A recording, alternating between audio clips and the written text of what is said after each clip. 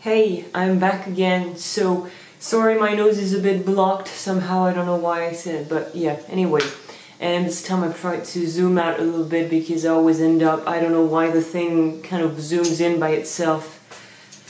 Way too much information and what an introduction, but I'm just want to make it nice and short because I did the French version a couple of days ago and I just thought, why not doing it in English? Because I think that it's a subject, it's a topic that's rather interesting, and I don't often post anything in English on this channel anymore because I have very few things to really share when it comes to the jewelry making aspect. And it's related to jewelry, but I think it could be also broadened to applicable to other subjects and other aspects of life. And sorry, I'm going to scratch my cheek because I feel I have cat's hair on me. It's like it's everywhere. Yeah, so I wanted to talk today a little bit about what I would call I think the closest that I could find is the imposter syndrome, because it's something I feel I had to work through, and just like many other things. But it was something that just happened, and when I came to realize that I had been going through something similar to this, because I'm a self-taught and I didn't go to school to learn jewelry, or I didn't enroll in a program to learn about jewelry making.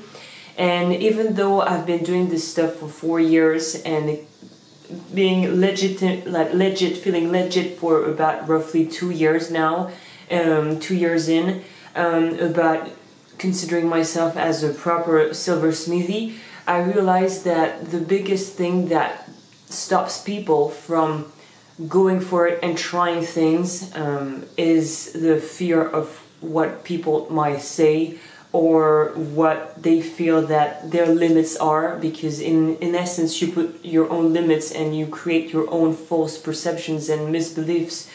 Mostly it's due to your past and obviously to your upbringing. You know, you don't grow up, and the negative thoughts and ideas and self-doubt doesn't come just like out of nowhere. But that's the pernicious thing, is that you keep nurturing them in your mind, and you put the limits, or rather people have put limits for you, and then you keep on pursuing this. You nurture those limits, and it's really hard to go against the grain and to just decide to go for it. And that's why I wanted to share with you my motto that has been my motto for a couple of years now. It's like, fuck it, I'm going to do it anyway. I mean, I'm going to do it my way. And honestly, if I didn't do that, I wouldn't do shit.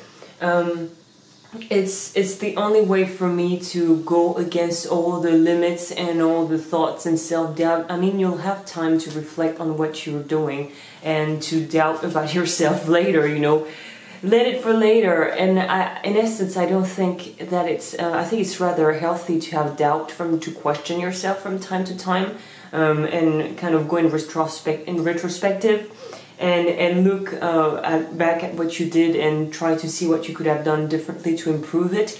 Or just like doubt. I think we demonize doubt a lot, because it can be pretty, there's a big backlash if you're ruled, if your entire life is ruled because of self-doubt and low self-esteem.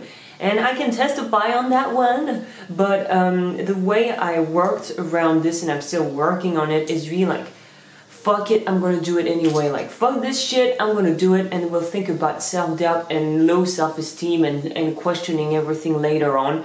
And this has been proven pretty effective, because I do the things, I try the things, and it doesn't mean that you're not gonna fail, because let me break it down to you, you are gonna fail and probably make horrible first pieces of jewelry if you're starting off, and that's fine, that's part of the process.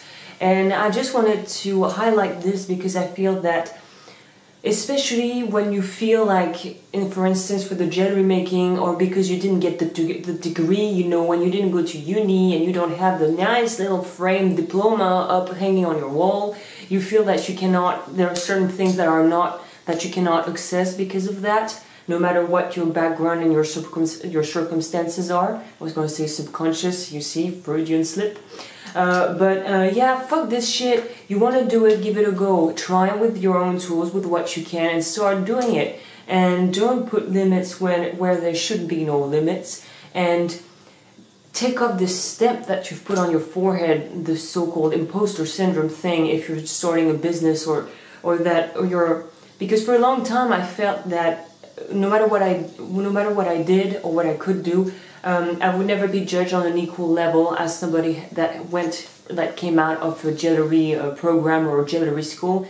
And I realized that this is not true, and that, you know, it doesn't mean that I will be always some sort of inferior when it comes to my jewelry skills because I didn't study it in school.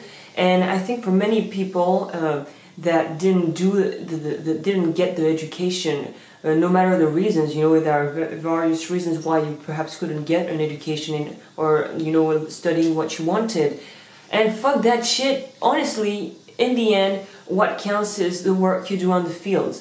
So, except if you're going to be like a doctor or a dentist, you know, you need to do the studies for it, obviously. But when it comes to the creative jobs, I find the creative fields, just do your thing and try it and learn your own way. Find ways to learn if you cannot get it the right kind of traditional way. And fuck what everybody thinks and do your thing and give it a shot. It doesn't mean you're not going to fail, but at least you will have given it a shot, and you can be proud that you did try something. So I think I wanted to keep it short, so I'm going to keep it short. I hope that this video might be helpful because it can be applicable to, I'm talking generally there, but I'm also talking a bit live too, and I think it can really, it encompasses a larger problem than just a job aspect. But yeah, go for it, fuck it, go for it. That's the last word for me. Fuck it, go for it, and you'll doubt later. Well, I'll see you around. Bye.